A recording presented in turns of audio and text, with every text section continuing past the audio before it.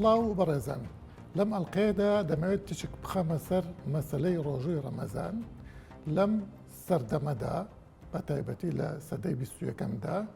چەند ڕاوبۆچوونێک پەیدا بوون پێمان دەڵێن کە ڕۆژووی ڕەمەزان خۆبەخشێ و فەرز نییە دەکرێت لە جیاتی بە ڕۆژوو بوون ئینسان فیدیە بدا ڕۆژانە. هەندێکیش دەڵێن کە ڕۆژووی ڕەمەزان دەبێ لە مانگی نۆی هەتاوی دابێ ینی مانگی ئەیلول نەک بەم شوەیە بسوڕێتەوە بەو حسابەی کە لە سەردەمی پێغەمبەردا درودی خوای لەسەر بێ ڕۆژوو ئەبێ سابت بوو بێ. ئێمە لەم ئەڵلقەیەدا تاوتۆی ئەم پرسانە دەکەین لەگەڵ زۆر بەڕێز دکتۆر کەریم ئەحمەد تاکو تیشک بخەینە سەر ڕاستی مەسەلەکە. دکتۆر بەخێریت. ئەم بابەتە ڕۆژووی ڕەمەزان جارێ هەروەک پێشەکی حەزەکەم ئەوە بڵین ڕۆژووی ڕەمەزان لە چه ساڵێکە فەرز کرایانی؟ بناوی خوای گەورە مهرەبان درود و سڵاو لە سەرگیانی پاکی پێغەمبەری ئازیزمان. زۆر سوپاس بۆ ئەمیانداریە. ڕۆژووی ڕەمەزان لە مانگی دووی کۆچیە فەرز کراوە. سورەی بەقەرە سورەیەکی مەدەنیە، یەک لەو ئاەتانی ئەحکامانی تیادا دابەزیوە ڕۆژووی ڕەمەزانە کە لە ساڵی دووی کۆچیە دابەزیوە. بەڵێ پێشتر موسڵمانان تەبعاً بە ڕۆژوو بوون تەتەوعاً، بەڵام دوای کە ئەم ئاەتانە دابەزن دەربارەی مانگی ڕەمەزان ئەتر ڕۆژی مانگی ڕەمەزان ئەبێ بە فەرز ئەوانتر وەکو سونەت مامۆستا پێتوانێت بڵین ڕەمەزانی یاخود ڕۆژوو بەگشتی لە هەموو دینێکە هەیە هەر با بڵین تایبەت نییە بە ئیسلام یاخود بە ئاخر پەیامی ئاسمانی. خۆی بەڵێ لە خواشە فەرمی عنی یا ئەیها الذین آمنوا كتب عليكم الصيام كما كتب على الذين من قبلكم لعلكم تتقون. زۆر باشە. لە ئاینی طبعاً ئەو ئاینانەی کە زیاتر طبعاً پێ دەچێت قورئان مەبەستی ئەو ئاینانە بێ کە بە ئاینی ئاسمانی حساب بکرێن وەکو یەهودیەت و وەکو نەسرانیەت وانە ئێمە ئەیان بینین بەڵێ ڕۆژویان هەیە. ئەتر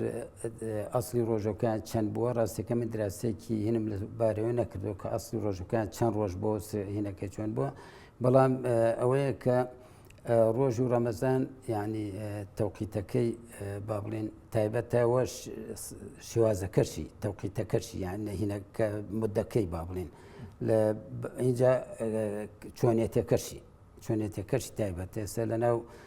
مەسیحێتا ڕۆژوو هەیە مەسەڵەن تەنیا گۆشت ناخۆن، ڕۆژوایە تەنیا گۆشت ناخۆن، هیوایە تەنیا مەسەڵەن ئەتر یعنی شەرت نییە خۆگرتنەوەی تەواو لە خواردن من لەناو مەسیحێتا نەمبینیوە. بەس لە ئیسلامە یعنی ڕۆژوگرتن بریتە لە گرتنەوە لە خواردن و خواردنەوە و سەرجەیکردن لەگەڵ خێزان وانە لە پێش بانگی بەیانیەوە تاکو بانگی ئێوارە ئەبەم سیغەیە تایبەتە بە ئیسلامەوە. بەس لە ئیسلامە بەم شێوە زۆر باشە. مامۆستا من ئەمە بچینە سەر ئەم بابەتی کە لە پێشەچەکە باسم کرد سەبارەت بە فەرزبوونی ڕۆژوو. ئاشکرای ئەمە هەر لە سەردەمی پێغەمبەرەوە درودی خوای لەسەر و ئەسحاب و هەتاکو ئێستاش هەموو ڕائیەکان وابزانم لەسەرەوەی کە ڕۆژوو فەرزە. ئایا تۆ پێش ئەم سەردەمە بڵین پێش ئەم بۆچوونە تازانە شتێکت بیستۆر لە مێژوە فیرقەیەک تایفێکی ئیسلامیە بن بڵێن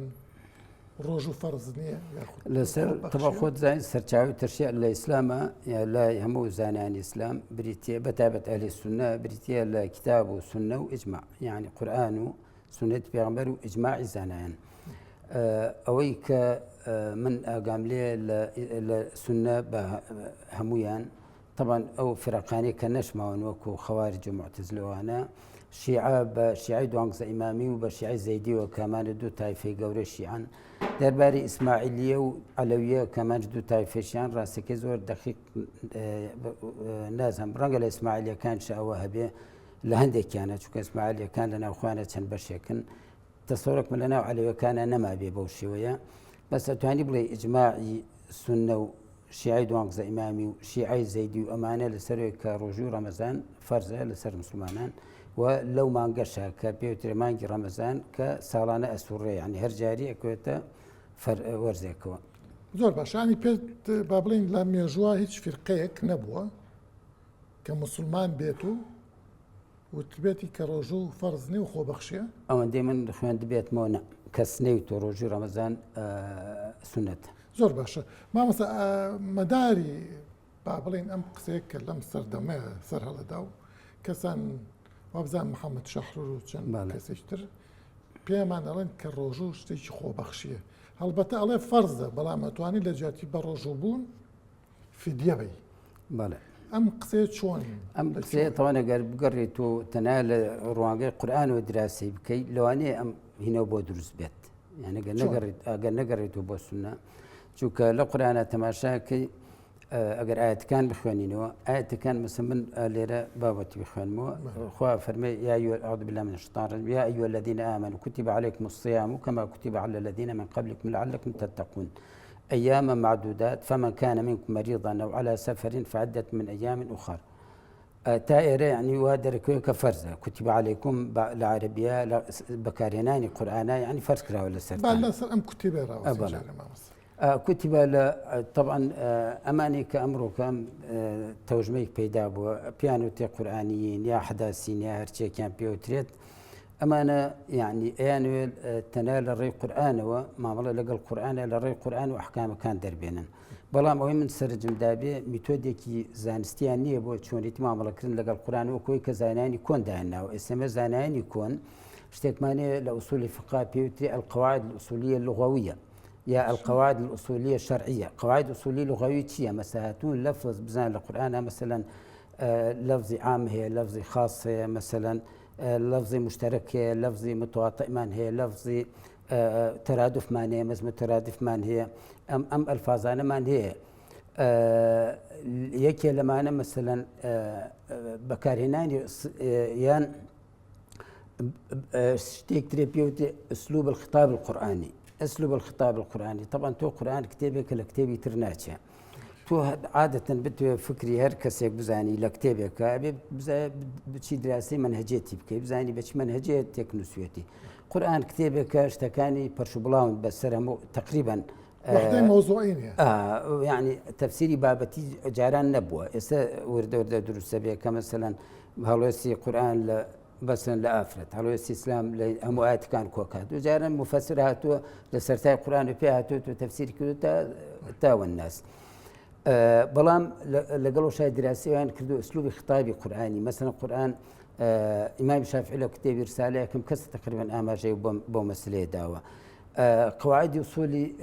لغوي خاص معنيه عام معنيه مثلا مقيد معنيه مطلق معنيه كومالشتي من تصوركم أم حداثانية أم قرآنية أقال لمسلينية أصولي قواعدي أصولي شرعي كدانا وأنجام دراسة كرني قرآن مثلا وتيانا كل أمر يدل على الوجوب ما لم تصرف قرينة وكل نهي قواعد أصولي أصولي شرعي أنجا الصياغي مسهاتون وتيانا الصياغي تحريم لقرآناتية والصياغي فرزبون لقرآناتية آية تنابى كلمة حرمة شد تحريم كري لقرآن يا وشي ترزورة تعبير لو صياغي شوازي ترزورة تعبير لحرام بون بكات لبريو مثلا فرق ديت عرق حرامني لبريو شيء حرم عليكم الخمر من نبيني لقرآن وهكذا لبرامبر شوا فرزبون بس في يعني واجبون هاتوا بس غي فرزبون هاتوا بس غي لله على الناس هل فرمي ولله على الناس حج البيت من استطاع إليه سبيلا وكتباش هاتوا بس كتبا أخوي إما الإنجليز شاوا رجل زور زمانه حرف كلمة مجردة خوي معناه كي بلام أجر أداتي بتشتسر معناه كي ومثلا كتب له بونسي في بخشي خاص حين القرآن أماني بكاري ناوى أفرمي كتب على نفسي الرحمة لسر خوي فرزي كردو يا واجب كردو لسر خوي بزيبته ببندكانيا واللي رشا لشان صياغي من تماشى القرآن وكل بسنور شونا كلمة كتبها تو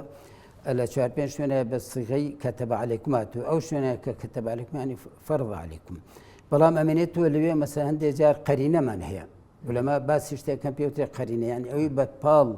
بتنشت أو دقوية أو أمروية هند جار أو قرينة لأمر لوجوب وإكاتا مندوب مثلا أي كاتب مباح. يا أيها الذين آمنوا كتب عليكم القتال، يا كتب عليكم القتال وهو كره لكم. بلى أما قدر عليكم ليرى كتب قدر عليكم بمعنى التقدير تقدير كراء لسرتان يا مثلا مثالك واضح تر لسوري جمعة أجر تماشايبك يا أيها الذين آمنوا كتب عليكم يا إذا نودي للصلاة من يوم الجمعة فاسعوا إلى ذكر الله وذروا البيع. هم علماء أمتي يجلسون كشون حج شون جمعة فرزة بلام دعاء فرمي فإذا قضيت الصلاة فانتشروا في الأرض وابتغوا من فضله. هم فانتشروا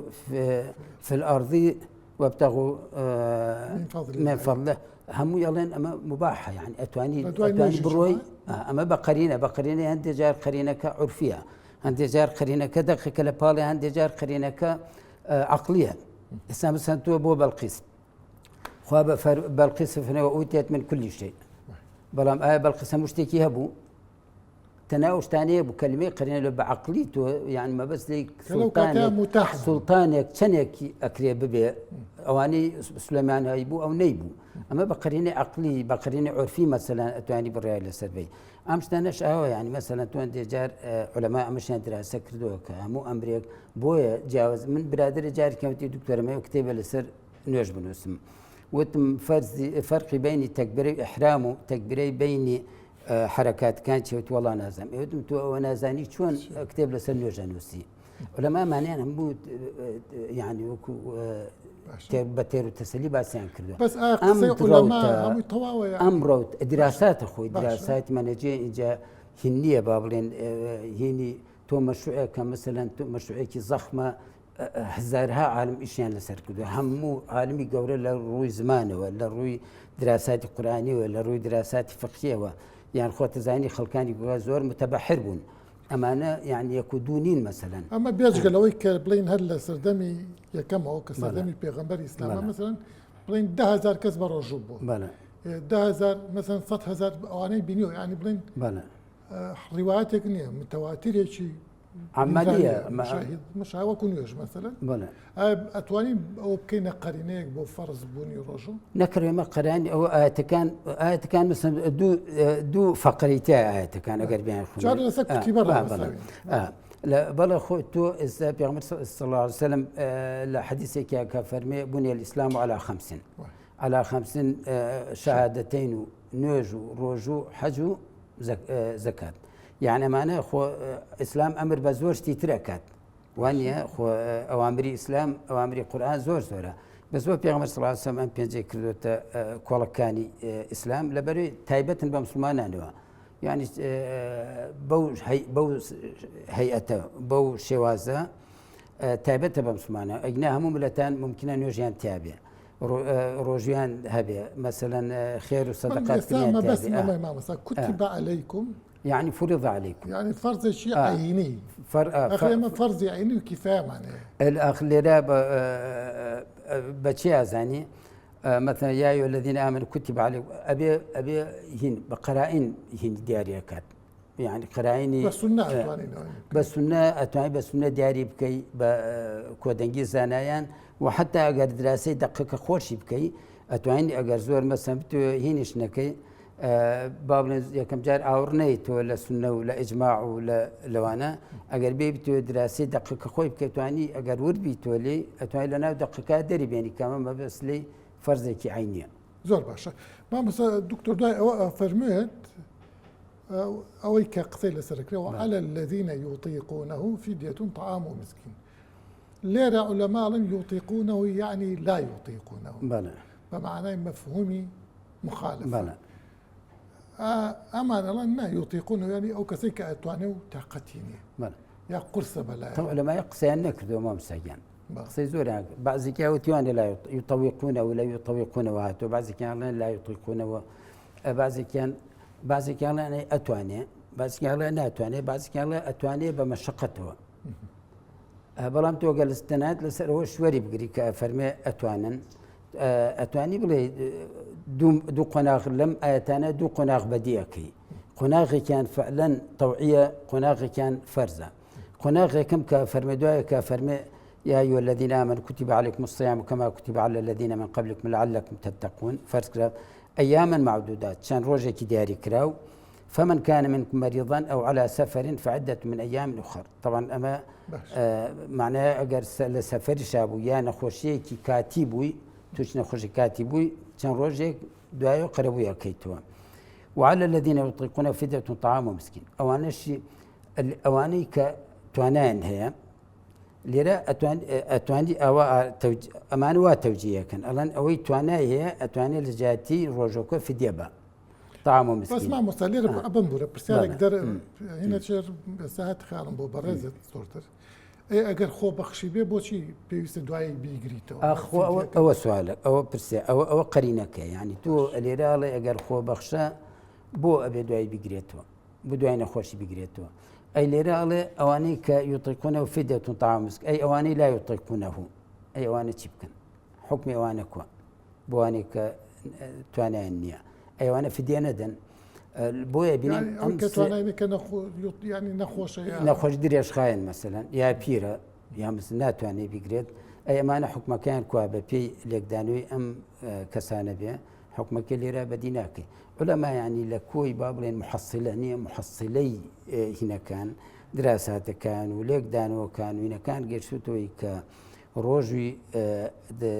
اگر تنانت على التخيير يجبو بها علماء اشتيك باس كان باسي نسخه كان نسخ زور جار مقصد يعني ليه تخصيص وتقييد وشتانية بلام بير الشافعي أو لفظي حتى وكو أحمد كور حنبلة عليه تا شافعي نهات نماز يعني خاص شيء وعام شيء ومطلق شيء مقيدني أم زاراونا نبون لبرو تنا زاراوي منسوخ بكارهات كان مقصد عندك جار قورين حكمك عام تخصيص كرنيتي مثلا أم أمانيك أتوانين بيجرن أوانين أتوانين في ديكبن إلا حكمك يعني هي الراية بواني كبيتوانان نخوش بيتوانان أم حكمه هي الراية كاختياري بها آخر نخوش بيتوانان أو لو فمن كان منكم مريض آخر نخوش دريش خاين كاتر عدة من أيام أخرى ناتواني بقريتو كابرانس نخوش دريش خاينية تا أمري لكولي نابيتو وضعي تاية بالأخرى بترتش أونية أميدي شفاي ليبكي أما بو نخوشك أميدي شفاي ليبكي ونخوشي تبتايا كاشتك دكتور ناتواني بلين على الذين يطيقونه مثلا ساقي تريليك مثلا كريكاريك مثلا كسك قرماي هاي ولا بر حتى ولا سوارس مثلا لو كانت شابته بتلزل خوشترا راسه فرقه يعني ايشكا بابلين قرصه مثلا كريكار ناتواني برج بيتو يشبكات ناكري على الذين يطيقونه او معناها بقيني خو سبحانه وتعالى فيريد الله بكم اليسر ولا يريد بكم العسر وخوش تزاني يعني تيسير يكيك الأهداف في الشريعة يكيك مقاصد الشريعة المشقة تجلب التيسير أي طبعا تو لو كاتنا عندك جاء الإنسان خوي مفتي خويتي يعني تو روجو بقريب زين بايلاكاتشي نايقري طبعا بس أقر تو مثلا داهات تواني أو ما يسرحت بكي ناتواني بقريب والله أو أنا داهات هيك بتواني ما لما له يسرحت دكتور أوي بيت أو بيت خالم زام محمد شحرور وهندشتر الآن روجو فرض بمعنى فرضي بلام أتواني نيجري لجاتي أوي بيجري في ديا كبي أماش بو أويك لرمضان بون منايمة 1 مليار أونا يصير 2 مليار مسلمان معناه بابلين 1 مليار بروجو به أم 1 مليار 500 مليون يلا من نيجر مو في ديهم يعني 500 مليون شيء برسي لرمضان تيركي أوكاتا بلى الله اللي بر أو روجو نقرتناكا بمعنى أو أبي فدية كبي أجر ربر بلين فرزنا به فدينا خو بخشي وتا يعني شلون يعني خوي ظاهركي قصيكي منطقية ظاهركي بلام تو خو طبعا ام الترشيعاني كدراوه عندك مشقي لسر لاش فعلا تو كاتي بو حج توش مشقي كي زور بي باري زور سرفكي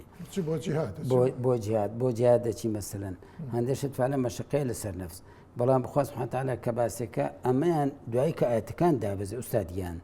خو اتكا فرم فمن تطوع خيرا فهو خير له مفسرين اويك بده زاد لهجاري تيركا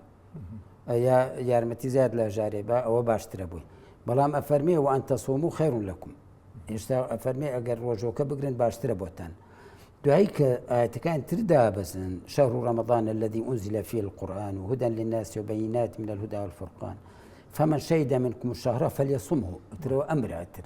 اوي او لامي امر لبي او اتر امر طبعا لامي اصف فاكش بقطريا كات فليصمه يعني تريكسر ابي بروشو بي اشتكى دوباره كاتو وما كان منكم مريضا او على سفر فعدة من ايام اخر نافر وعلى الذين يطيقونه يعني كانه رجوع بدو مرحله دابزي بيه كم جار تخيري تيابو بيتو دواي مثلا بمايكي كرت هين بو بيت دواي الزام كرابيت نو اشتكى يكلاي كرابيت وكات لا رمضان اتر مجالي نقرت نيتيانيا الا اوانا نبيك علماء وحبل السر بپشت بسن باحاديث پیغمبر صلى الله عليه وسلم بسنة پیغمبر بسيره پیغمبر كخلقي چون مثلا كسي بيتوانا كسي بير كسي نخوشين چون هناك برسان بيكردو فرميتي مثلا يمكن جافر فليصمه فمن شهد منكم الشهر فليصم شهد يعني لو ما حاضر بو يا حتى قرب بينيش شو بيعمل فرمي صوموا لرؤيته وافطروا لرؤيته يعني او حديث فرموداني لسر رجوها رجوع رمضان زورن يعني هموشي اولي خنرتوك فرزه نكسوند به ورجو قرتني مسلمان بدري جاي ميجو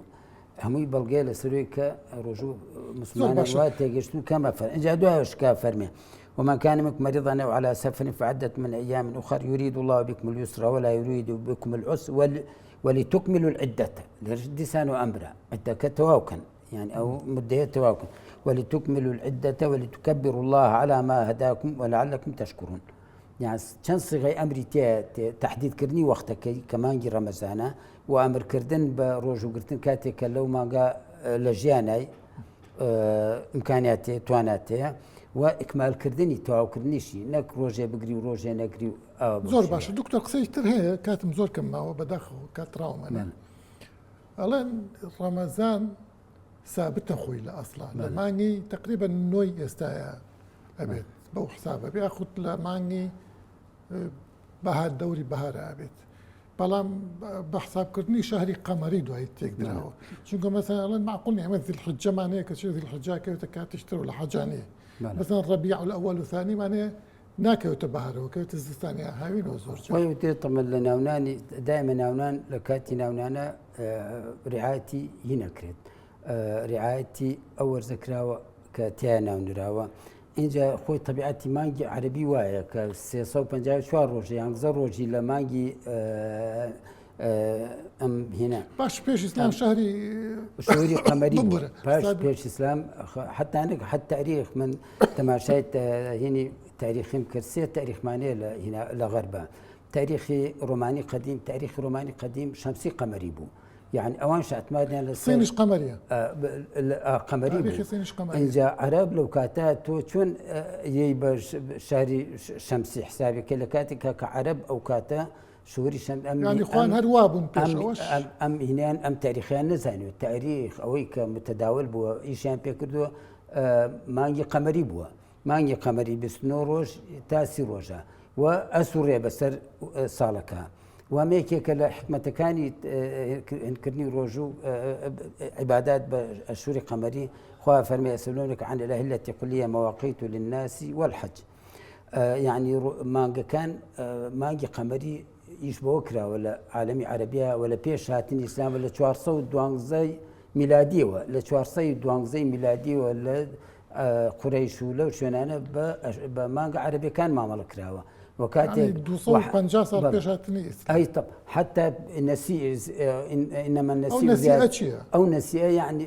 هرو نسيء بلغيل سريك عرب اشوري قمري معمل يعني كذا شو كان نسيء بديتي ولا دو خستني هنديك مانج نكوي كشحرور الله نسيء يعني ربا بوتشي شو كسياق ايات كان أفرمي إنما النسيء زيادة في الكفر يضل به الذين كفروا يحلونه عاما ويحرمونه عاما ليواطئوا عدة ما حرم الله عدة كخو بس مانجا كانك مانجا عرب صالنا دابش كل بس شن بشك بو تجارة بشك بو شر بشك بو عبادة وحج وجورشتانا اويك بو شركو جاري دسكاريان كرد تنا عائليكي شبون بشتاو بشت او عائله مسؤوليتي دسكاري كردني هینێ تا دەنەفریان تا کاتیاتنی ئیسلام کە ئیسلام تەحریمی کرد دوای ئەوە کە ئیسلام تەحریمی کرد تر دەستکاری مانگەکان نەکرا چۆن هاتووەتر ئەبە شێوەیە تر بەردەوام ئەو مانگانە حتا مەسەن شەڕی بەدر لە ڕەمەزانە ڕوویداوە و شەڕی فەتحی مەکەش لە ڕەمەزانە ڕوویداوە کە تەما بەراوردێکەوە کە وەصفی ئەو ڕۆژانەکەی کە شەڕەکەی تیاڕووداوە بەراوردێکە بە تاریخی میلادی سێرەکەیەکیان لە مانگی یەکا ڕوویداوە یەکیان لە مانگی سێ ڕوویداوە ئێمە هەڕێن حەڤەی ڕەمەزان ئارێ ماڵە حەڤەی ڕەمەزان سوڕانەوەی ئەمەیەکێکە لە هینی با بڵێن ئەتوانی بڵێ یەکێ لە خۆشیەکانی ئەم عیبادە ئیسلامیانە کە ئەسوڕێ بەسەر ساڵەکە بینەرانی بەڕێز بەم شێوەیەتی کۆتایی ئەم ئەڵقەیەمان تا ئەڵقەی تر و میوانێکی تر خواتان لەگەڵ